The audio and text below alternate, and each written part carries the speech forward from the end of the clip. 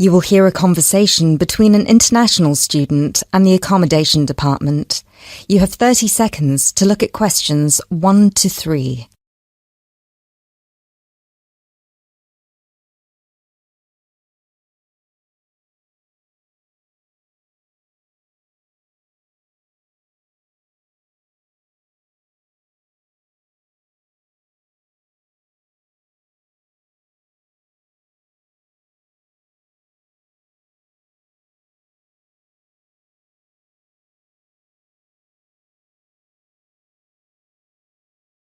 Hello, accommodation department. How can I help you? Do you look after accommodation for international students? Yes, we look after accommodation for all the students. Good. I hope you can help me then.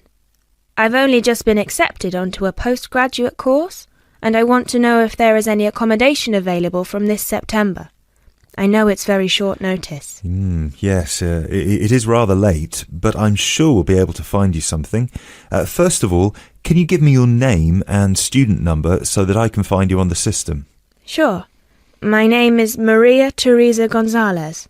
Maria Teresa Gonzalez. How do you spell that? Gonzalez.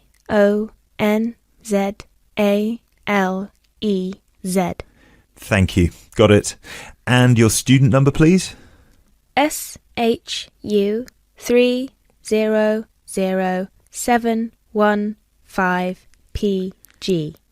SHU 300715PG. Ah, here you are. Department of Modern Languages. Yes, that's me.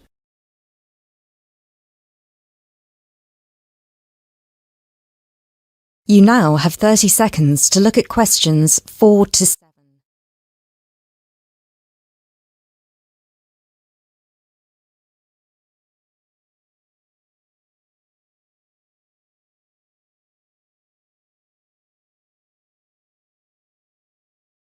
Okay, now there are several options for postgraduate students. Firstly, there is the Trigon. This is a new block near to the station and not far from the main campus. Accommodation is what we call cluster accommodation. What does that mean? There's a small group of rooms, usually 6, each with its own bathroom clustered around a lounge kitchen area which is shared. Oh, I see. That sounds good. They are very popular. The price for these is £99 per week, and we do have some availability left. However, for postgraduate students, there are other options. And what are they? There's another apartment block called The Cube, located near the west gate of the campus.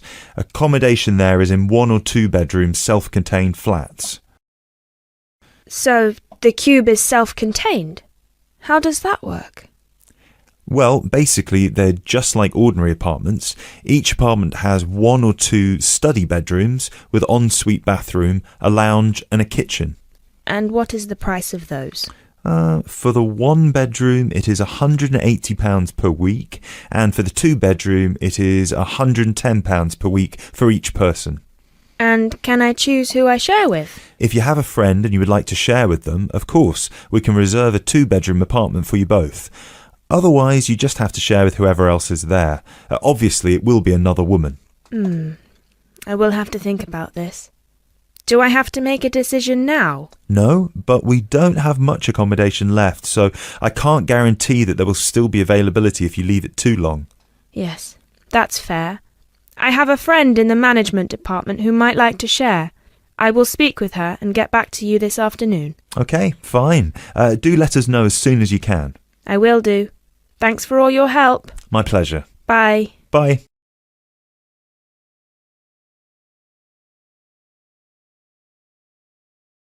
That is the end of part 1. You now have half a minute to check your answers.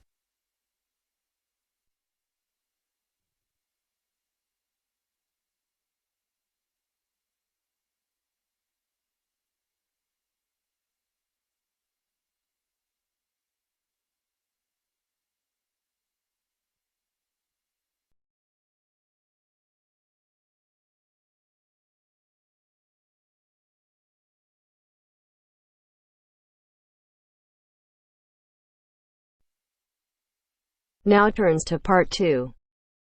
Part 2.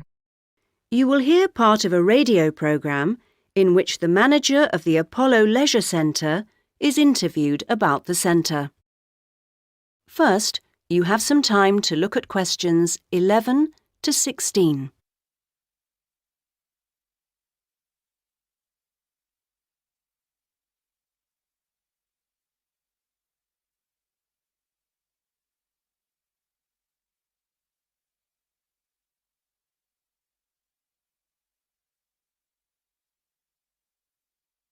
Now listen to the first part of the interview and answer questions 11 to 16.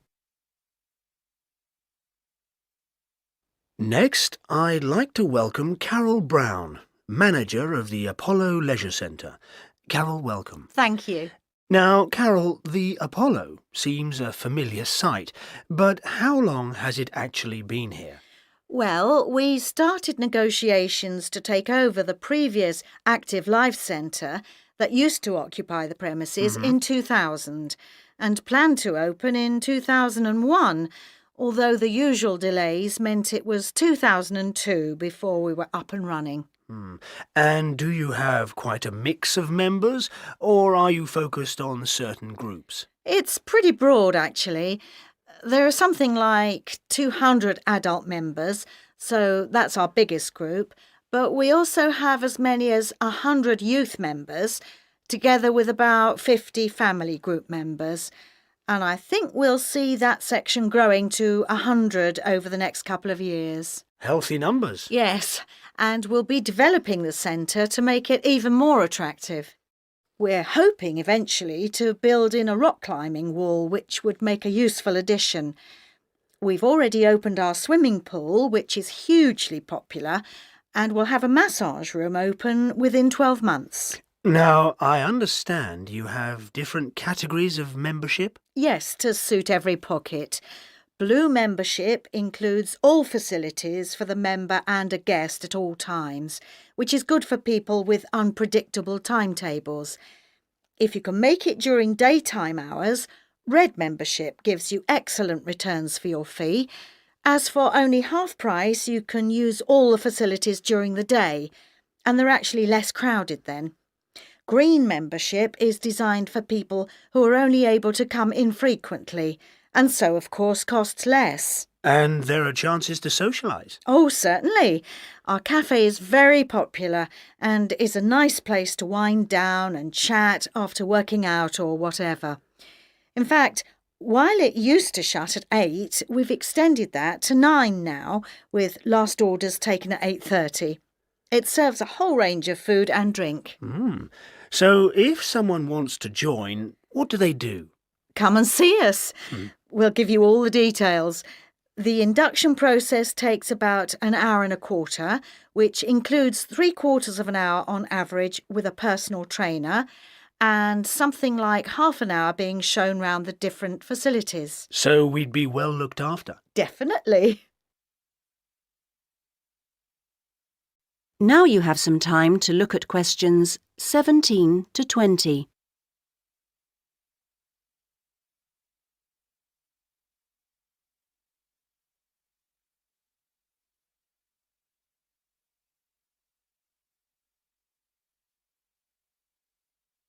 Now listen to the rest of the interview and answer questions 17 to 20.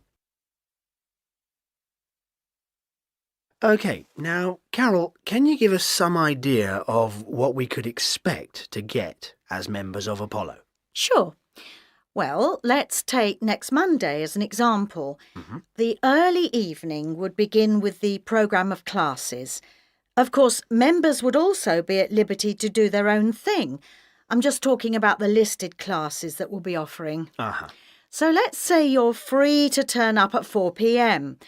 You could spend an hour in a class that we call gentle exercise. This isn't a hard workout, as you might be imagining it, but a session designed for those who perhaps are not used to rigorous classes and would like something to ease them in. Right. The next thing on offer will be starting at 5, and again, it'll last for an hour. In contrast, this is what we simply call weightlifting. It's certainly not for softies, but this strenuous session is, of course, carefully monitored, and we wouldn't let anyone do anything silly. Oh, well, that's reassuring. And then, kicking off at 6:15, you'll be welcome at a class aimed at promoting better lifestyles, which we run under the banner of healthy living. We'll give you all sorts of useful advice about just living better. Oh, sounds easier than working out. And probably at least as important. And rounds the evening off nicely. Oh no, we still have one more offering. Oh. These days, so many people are working, frankly, more than they should be, and we try to combat the stress that creates by encouraging those who can to take part in the class we call relaxation. You can learn lots of helpful techniques for staying calm when you think everything's going terribly. Now you're talking. So we'll see you on Monday. Now... That is the end of part 2. You now have half a minute to check your answers.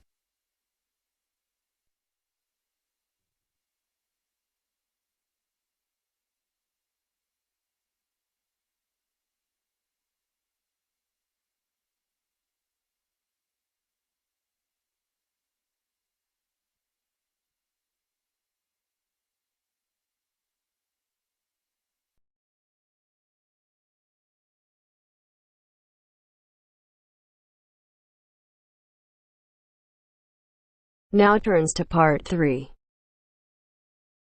Part 3. You will hear a student, Alex, asking his tutor for advice about essay writing. You now have 30 seconds to read questions 21 to 27.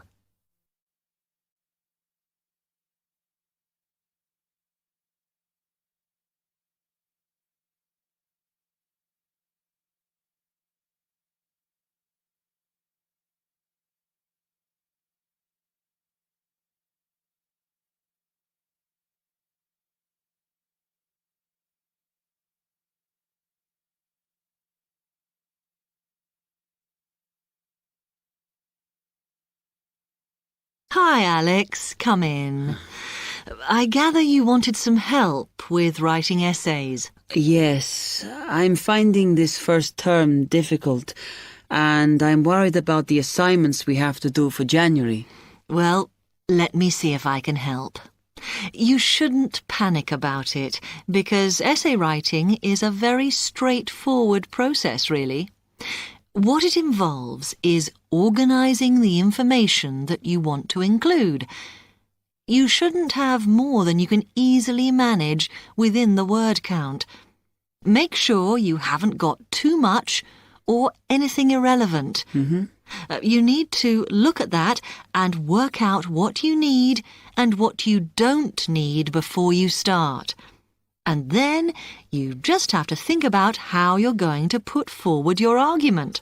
Oh, that sounds very straightforward when you put it like that. But I'm worried I haven't got the necessary skills for writing an effective essay because English is my second language. Well, perhaps you misunderstand the skills you need. You need to be able to analyse your data, and then I would say the skills of interpretation and expressing yourself are important. Perhaps it's this last one that bothers you, but the more essays you write, the more you will develop these skills. Yes, and I don't quite know how to improve at that. Though, as you say, I know practice will help. And I need to make sure I've got everything ready before I start. Yes. What is vital to good essay writing is preparation. So make sure you build in enough time to do the research you need. Are there any other sources I can use to help me with essays? Yes. You should go to the library and look through the reference section, because there are books that focus on the style we use in academic writing, and those will help you a lot. The other thing that you should think about is what happens when you've actually written your essay. Too many students just complete their work and hand it in, whereas what you should be doing is making sure that you edit it as thoroughly as possible. Oh, yes, that's a good idea. Then I'd pick up any mistakes and also see if it reads logically. Exactly. The other thing is, again, what a lot of students do is get their essays back, look at the marks, then just file it away. They don't realise that if they checked it through and looked at what the tutor had written, then they can learn from their old essays. Yeah, I can see that's a good idea. So, is that okay? You can always come back to me. You now have 15 seconds to read questions 28 to 30.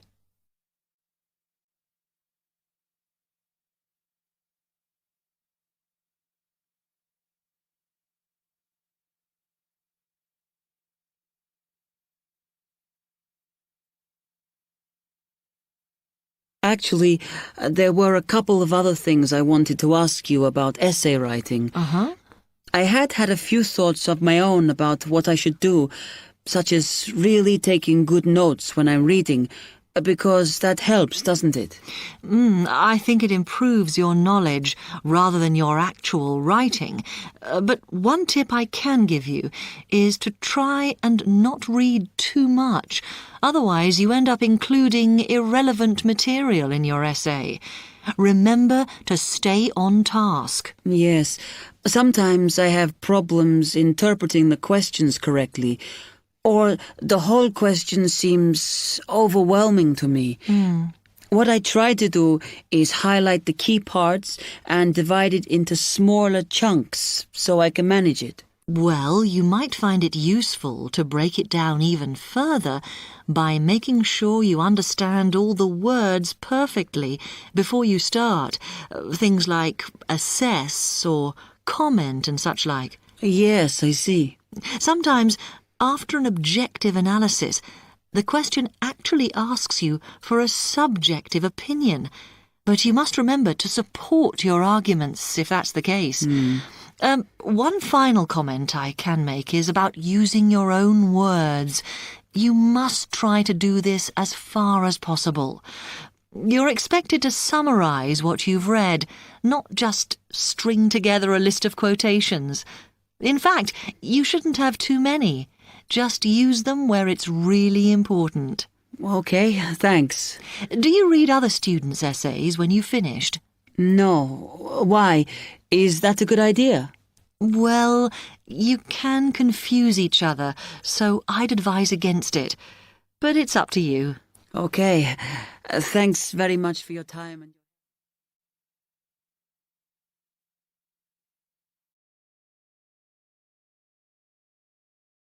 That is the end of part 3. You now have half a minute to check your answers.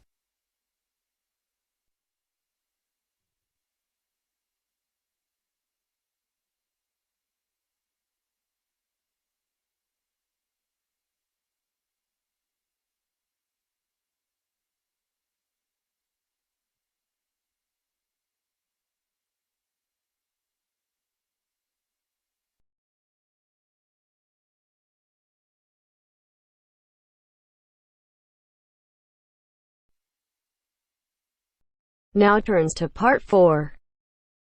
Part 4. You will hear a lecturer talking about the process of fossilization. First, you have some time to look at questions 31 to 40.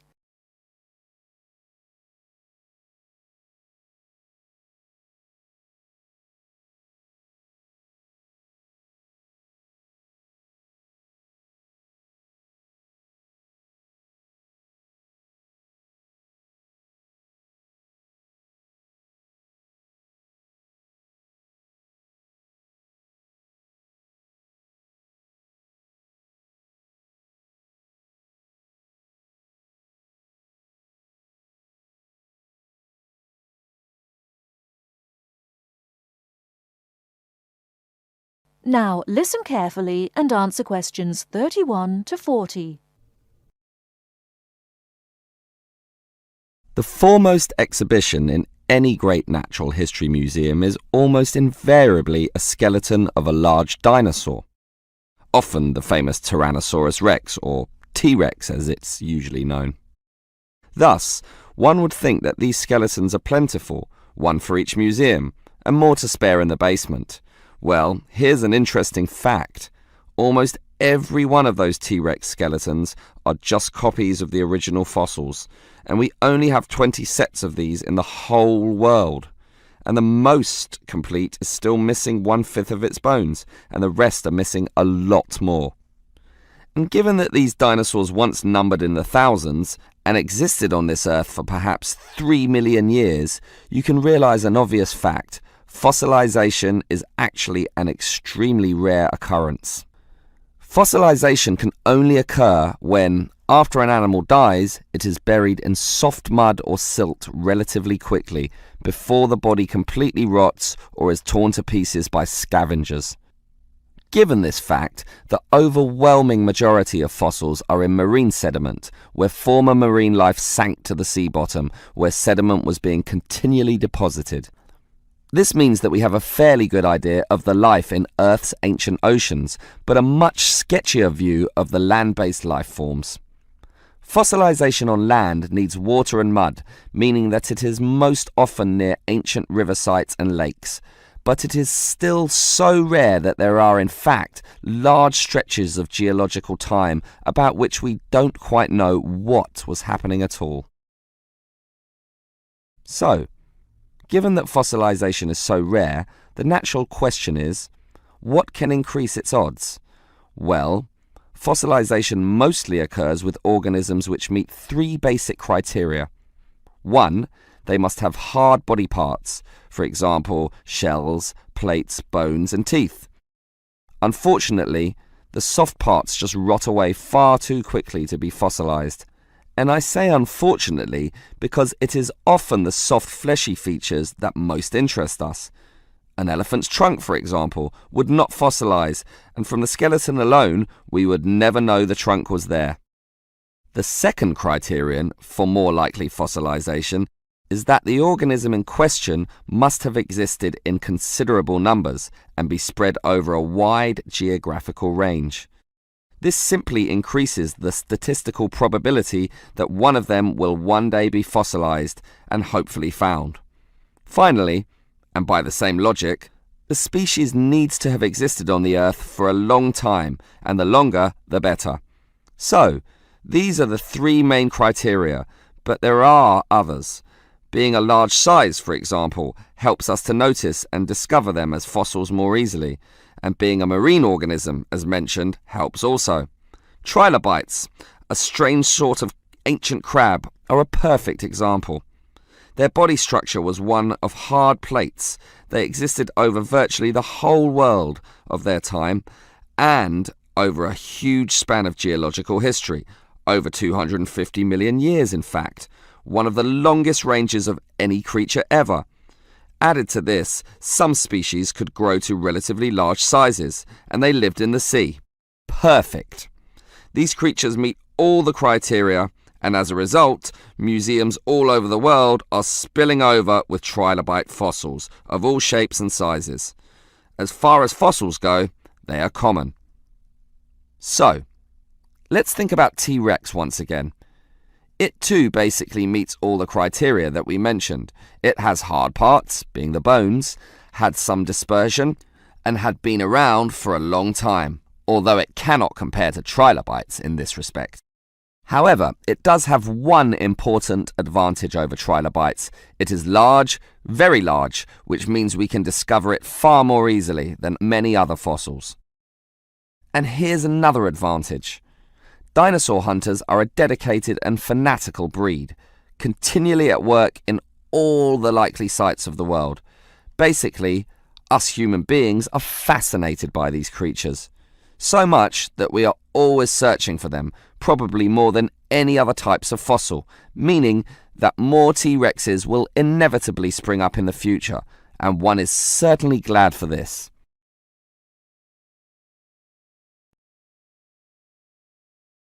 That is the end of part 1. You now have half a minute to check your answers.